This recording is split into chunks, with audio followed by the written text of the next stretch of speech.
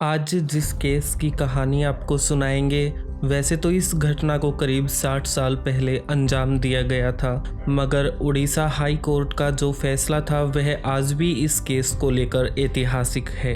राम बहादुर थापा पर आरोप लगे थे कि उन्होंने एक भूत की हत्या की है। आपको सुनने में थोड़ा अजीब लगेगा, मगर कहानी को पूरा सुनने के बाद आपको भारत के कुछ नए कानूनों का भी पता चलेगा। इस केस को राम बहादुर थापा घोस्ट मर्डर के नाम से भी जाना जाता है। आइए जानते हैं पूरी कहानी को सिलसिलेवार तरीके से। कहानी है उड़ीसा के बालासोर के रसगोविंदपुर गांव की। 1958 में रसगोविंदपुर गांव के पास एक छोटा एयरपोर्ट हुआ करता था। एक समय था जब इस एयरपोर्ट का यूज इंडियन एयरफोर्स किया करती थी, या यूँ कह सकते हैं इस एयरपोर्ट को डिफेंस के लिए यूज किया जाता था। 1952 में कुछ कारणों के चलते इस एयरपोर्ट को बंद कर दिया गया। एयरपोर्ट को बंद करने के बाद वहां मौजूद सारा सामान धीरे धीरे कबाड़ में बदलने लगा। उस समय के पुराने एरोप्लेन, जेट और आदि उन सब का जो भी स्क्रैप था वो धीरे धीरे जंग लगना शुरू हो चुका था।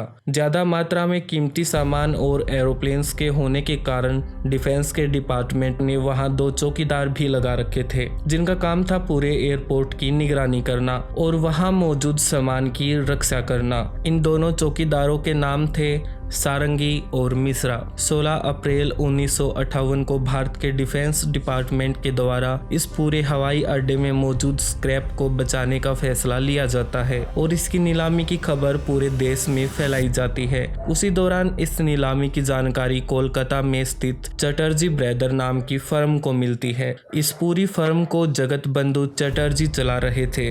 जगत बंधु चटर्जी अपनी टीम के साथ बातचीत करके फैसला लेते हैं। फैसला ये कि वह इस स्क्रैप को खरीदेंगे। 25 अप्रैल 1958 को जगत बंधु चटर्जी अपने नौकर राम बहादुर थापा के साथ रसगोविंदपुर में पड़े स्क्रैप को देखने के लिए रवाना होते हैं। राम बहादुर थापा इनका सालों से घरेलू नौकर था। हमारी कहानी में राम बहादुर थापा बहुत इम्पोर्टेंट है। दर्शकों से अनुरोध है इस नाम को याद रखें। उड़ीसा के रसगोविंदपुरा पहुंचने के बाद जगत बंधु को पता चलता है कि इस नीलामी की प्रक्रिया में काफी लंबा समय लगेगा, इसलिए हो सकता है इन्हें आने वाले कुछ दिन गांव में ही रुकना पड़ जाए। गांव में जान पहचान निकालने के बाद इन्हें एक युवक मिला जिसका नाम था कृष्ण पात्रो। दोनों फैसला लेते हैं कि वह कृष्ण पात्रो के घर रुकेंगे। कृष्ण पात्रो के घर ये दरअसल किराएदार के रूप में रहना शुरू करते हैं। इत्तेफाक से कृष्ण पात्रो बंद पड़े हवाई अड्डे के पास ही एक चाय की दुकान भी चलाता था।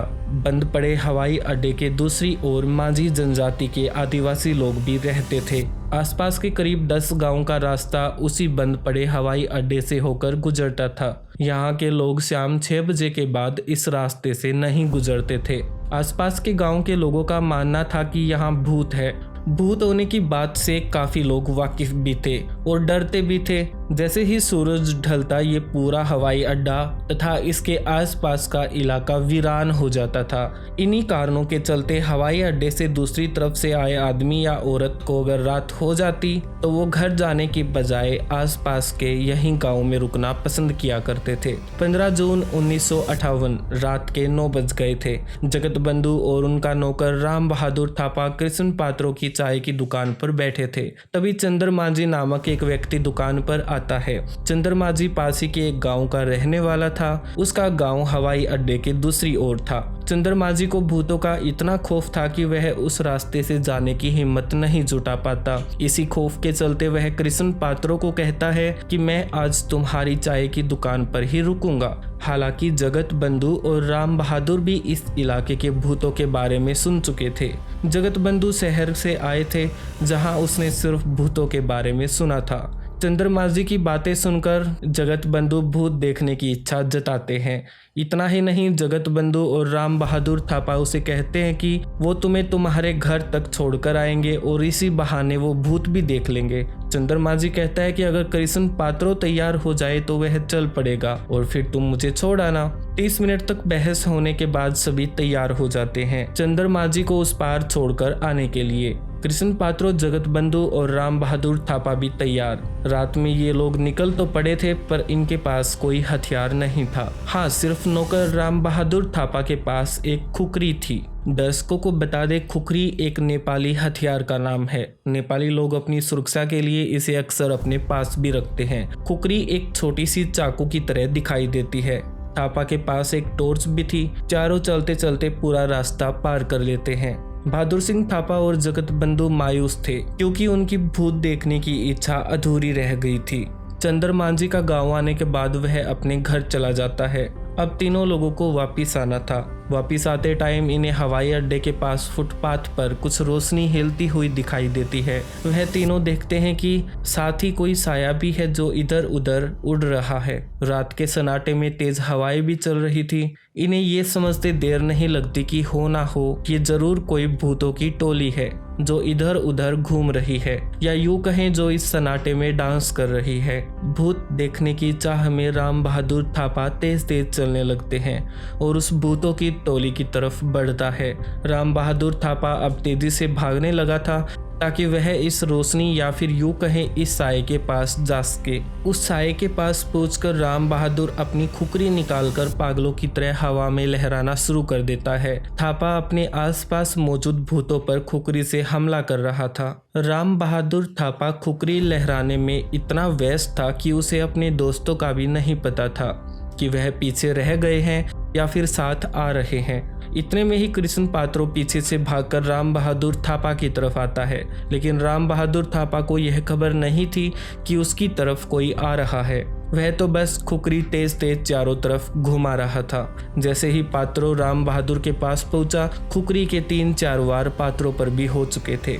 खुखरी लगने के कारण कृष्ण पात्रो अचानक से जोर जोर से चिल्लाना शुरू करते हैं। इतने में ही पीछे पीछे भागते हुए जगत बंधु भी आ जाते हैं। वह देखते हैं कि राम बहादुर थापा खुखरी तेज तेज चला रहा है और कृष्ण पात्रो के शरीर में 3-4 वार हो चुके हैं। तभी वहां से कई महिलाओं के चिल्लाने की आवाजें सुनाई देती हैं। कृष्ण पात्रो और जगत बंधु राम बहादुर पर चिल्लाते हैं, रुक जाओ। तब जाके राम बहादुर थापा रुकता है, लेकिन महिलाओं की चीख जारी थी। तभी राम बहादुर थापा अपनी टॉर्च निकाल कर देखता है तो तीनों के पैरों तले जमीन निकल जाती है। एक तरफ कृष्ण पात्रो खून से लथपथ पड़े चिल्ला रहे थे, वहीं दूसरी तरफ 3 महिलाएं भी जोर जोर से चिल्ला रही थी। इनके साथ एक महिला की खुखरी लगने के कारण मौत भी हो चुकी थी। कुछ समझ नहीं आ रहा था कि ये माजरा क्या है, क्योंकि अब तक भूतों पर वार हो रहा था, लेकिन अचानक से ये सब क्या। कुछ देर बाद क्लियर हो जाता है कि ये महिलाएं भूत नहीं हैं, बल्कि आसपास के गांव की मांझी जाति की हैं। राम बहादुर थापा ने जिन पर भूत समझकर हमला किया वो तो इंसान थे। दरअसल ये सब महिलाएं रात में महुआ के फूल चुन रही थी। आपको बता दें, जब हवा तेज चलती है तो महुआ के पेड़ से फूल नीचे गिरता है। ज्यादातर गाँव के लोग उसे सुखाकर खाने पीने और कई तरह की दवाइयों में उपयोग करते हैं। वो सब महिलाएं भी लालटेन की रोशनी में वही महुआ के फूलों को चुनने आई थी। राम बहादुर थापा ने जब खुखरी घुमाई थी तो गेली नामक महिला की मृत्यु हो गई थी। बाकी की 3 और महिलाएं बुरी तरह से घायल थी। अगले दिन गेली के परिवार के लोग पुलिस स्टेशन में इसकी जानकारी देते हैं। राम बहादुर थापा के खिलाफ एक हत्या और 3 लोगों को जान से मारने का आरोप लगाया जाता है। इस मुकदमे में राम बहादुर थापा पर अनेक धाराएं भी लगती हैं, जिनमें सेक्शन 302, 306, 304 आदि। पुलिस सभी धाराएं लगा के राम बहादुर को गिरफ्तार कर लेती है। राम बहादुर थापा के द्वारा किए गए इस कांड को देखते हुए लग रहा था कि इसे अदालत कड़ी से कड़ी सजा सुनाएगी, मगर जब केस की सुनवाई बालासर हाई कोर्ट में होती है तो दलीलें और फैसला सुनकर आप हैरान हो जाओगे। राम बहादुर थापा के वकील अपनी दलील रखते हैं और कोर्ट को बताते हैं राम बहादुर थापा ने अनजाने में भूत समझकर उन पर हमला कर दिया। राम बहादुर थापा का उद्देश्य यह नहीं था कि वह किसी की जान ले, बल्कि उससे खुद गलती से ऐसा हुआ है, इसलिए राम बहादुर को माफ़ किया जाए। वहीं दूसरे पक्ष के वकील ने दलील दी कि हम मानते हैं राम बहादुर थापा से गलती हुई है, मगर हत्या तो हुई है, इसलिए राम बहादुर के खिलाफ कड़ी कार्रवाई होनी चाहिए। ये केस सुलझाना बहुत मुश्किल था। इस केस की सुनवाई 3 साल तक कोर्ट में चलती रही। 1961 में कोर्ट ने जो फैसला सुनाया वह चौंकाने वाला था। कोर्ट ने राम बहादुर थापा को सेक्शन 79 का हवाला देकर रिहा कर दिया। धारा 79 क्या है, चलिए इसको समझाते हैं। आर्टिकल 79 में साफ साफ लिखा है कि अगर कोई व्यक्ति वास्तविक तथ्यों की जानकारी के बिना किसी अपराध को अंजाम देता है तो अपराध को अंजाम देने वाले व्यक्ति को माफ किया जा सकता है। राम बहादुर थापा को किसी भी एंगल से इस बात का अंदाजा नहीं था कि वो किसी इंसान पर हमला कर रहा है। इसका मतलब राम बहादुर थापा को तथ्यों की जानकारी नहीं थी और उसने अनजाने में भूत समझकर हमला किया था। इसलिए कोर्ट ने राम बहादुर थापा को रिहा कर दिया। दोस्तों, आज की कहानी आपको कैसी लगी हमें कमेंट करके ज़रूर बताइएगा।